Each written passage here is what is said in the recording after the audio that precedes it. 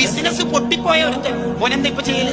ഉമ്മാന്റെ സ്വർണം വെക്കും, ഭാര്യയുടെ സ്വർണം വെക്കും, പിന്നെന്താ ഗൾഫിലേക്ക് മുങ്ങും. അതന്നെയല്ലേ ചെറുപ്പക്കാരൻ പരിപാടി. കേട്ടോ, മനസ്സിന് ആരോഗ്യം കുറവാണ്. തോൽക്കാൻ അറിയില്ല പുതിയ പിള്ളേർക്ക്, ജയം മാത്രം. Success is counted sweetest by those who never succeed എന്ന എമിലി ഡിക്കൻസന്റെ കവിത. എന്ന് പറഞ്ഞാൽ കുറച്ചിട്ടൊക്കെ തോച്ചിട്ടും പഠിച്ചിട്ടുമാണ് ജയിക്കാൻ. എന്ന് പറഞ്ഞാൽ ഉറക്കിനെ അത് ജയിക്കുക. അപ്പൊ കുറച്ച് തോക്കും നമ്മളെ ശരീരം, എന്നാലും തോറ്റു എന്നിട്ട് ജയിക്കാം. അധ്വാനിച്ച് അതാണല്ലോ അധ്വാനം. പക്ഷേ പുതിയ കുട്ടികൾക്ക് അതാവുന്നില്ല. അതിനൊറ്റ പരിഹാരമേ ഉള്ളൂ, ഹസ്ബുനല്ലാഹ്. അതെന്നെ പരിഹാരം.